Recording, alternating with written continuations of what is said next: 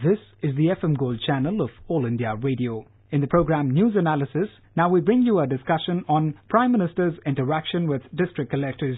The participants are Sachidananda Murthy, political analyst, and Urmi Goswami, journalist.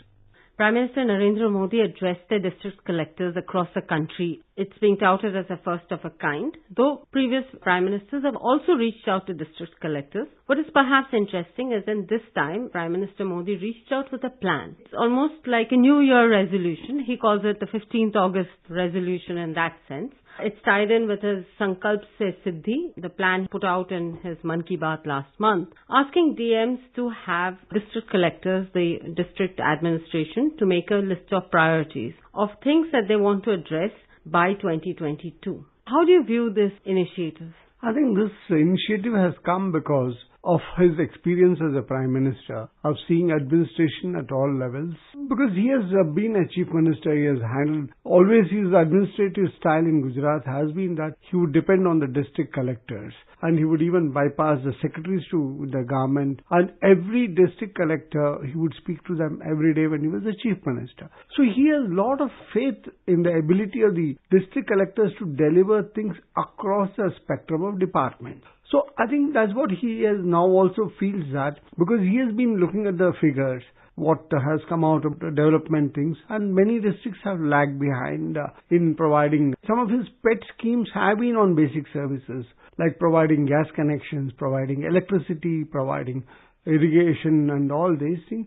So he has been very concerned about this. So that's why he wants them to go to a mission mode thing, which also means that he feels there have been too many tiers of government, the central ministries, the state governments and all. So he has reached beyond all of them directly to the collectors in the country. And he has put a 5-year mission mode, which means a New India Manthan. Manthan is a churning process. So he just wants not an orderly implementation, but a big churning so that the economy of scale is big, the achievement is big, and it will be measurable. In a way, it's interesting because this is a country that is very diverse. I mean, you have all kinds of geographic sort of variations, you have cultural variations, you have so many languages. Differences often between districts. And very often, I think over the last 70 odd years, we have tended to kind of homogenize everything. Maybe out of our own fears about other issues, maybe it's an inbuilt fear of diversity at one level. But you look at administrative systems, they're very homogenized. Do you think this kind of sort of an effort will actually look at diversity as the plus, where it's not about unity in diversity, but diversity in unity? Because clearly it's the very different parts of us that make a whole. Do you see this actually helping districts? You mentioned about some districts being backwards. Do you see this helping districts to formulate plans which are more suited to them? Because what he has done is he is not driving down a complete corporate plan which will be applicable to, say, a district, a remote rural village district in northeast, or a district next to a big megapolis like Mumbai. Or no, he has actually asked the collectors, look, there are 100 backward districts in this country. They have lagged behind in these. What used to be the earlier thing of basic facility meant that transport, road, electricity and water. But he has also now added health and education to that. But he has not said that this is the plan. I want every district from Kashmir to Kanyakumari to do this. No. He says, please do your own manthan, your own brainstorming, and prepare a list of 10 to 15 priorities which are applicable to your district. Say a district may be lagging behind in providing electricity, but some other district may be lagging behind in some other area. So he has given them this flexibility, so this diversity will still work. It is not just doing things. Where do you find the funds for it? Because then the whole action plan is from ideation to implementation by finding the funds. And the people who will do it, agencies will deliver. So it's a very complex process.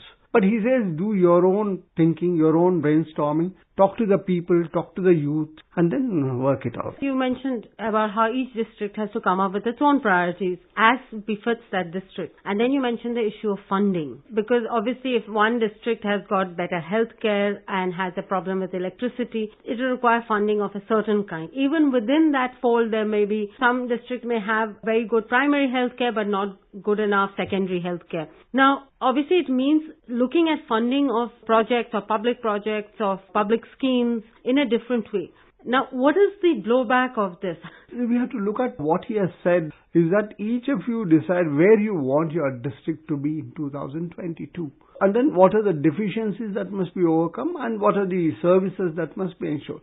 There may be a district in Orissa which may not have any tourist flow or which may not have any big small industry footprint. So I think that's why he has said that identify your deficiencies and where do you want your district. And a collector may turn out and say, I want my district to be the best IT district in the country. So then he has to work out that. So that is where he has said that please dream your own dreams.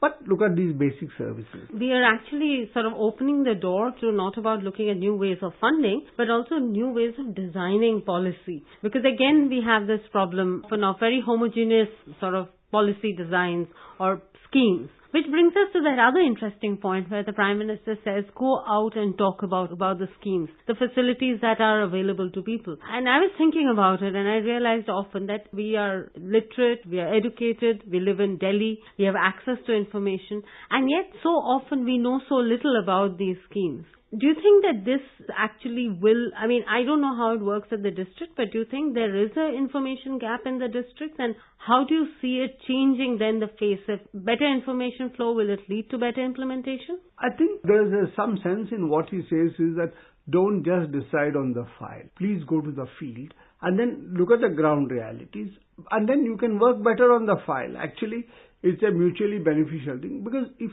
so there was no communication in terms of physical conditioning of transportation or telephone and internet and all that.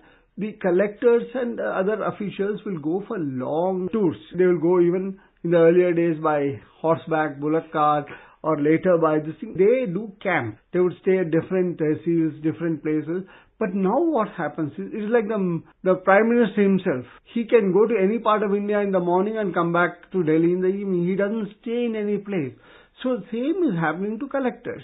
They do not spend enough time because they just rush in their cars, in their convoys, touch a place, attend a function or something, an emergency and come back. But he says, no, spend more time, listen to the people and then explain to them.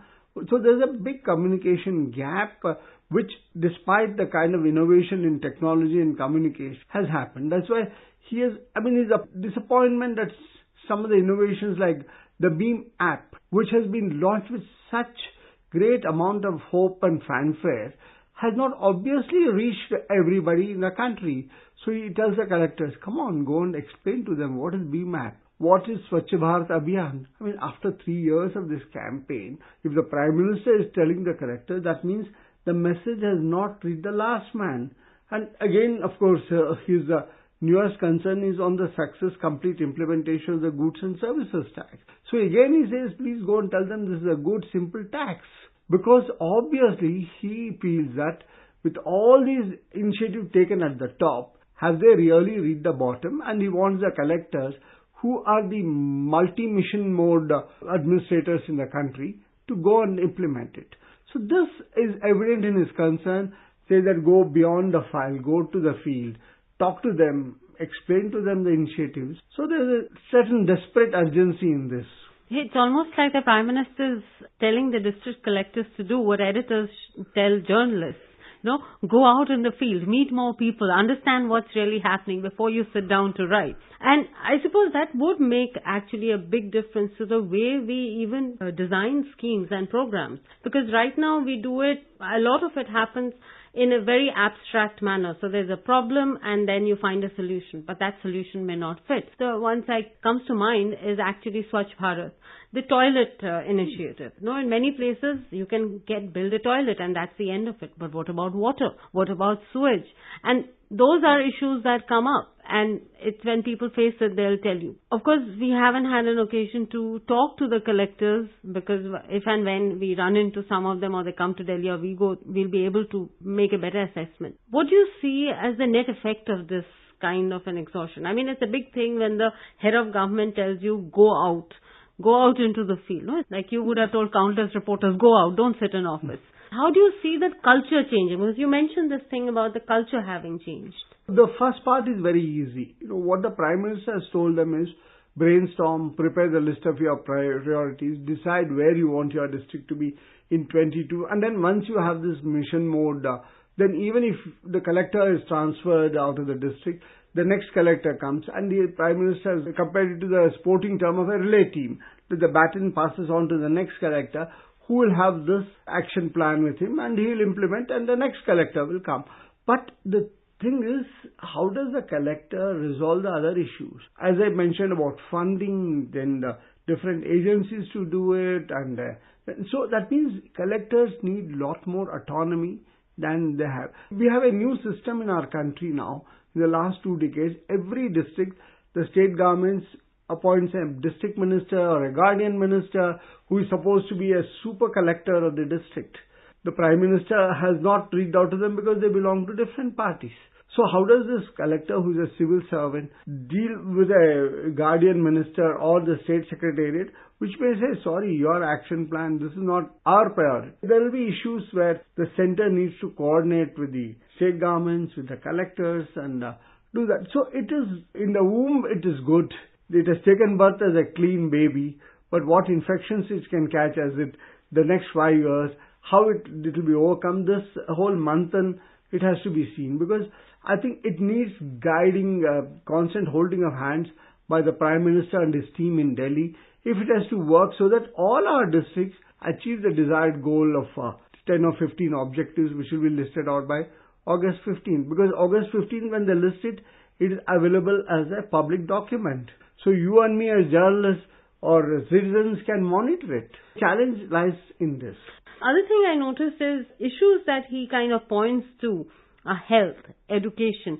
I mean, issues that actually which nobody, irrespective of where they are in the system, whether administratively or politically, can have a problem with. Is it time for us to have better public policy research, where we understand? Because when today I try to look, say, at education. Now, education has been a right for little more than 10 years. And then you have had every district, Sarva Shiksha Abhiyan was done on mission mode. Schools are there.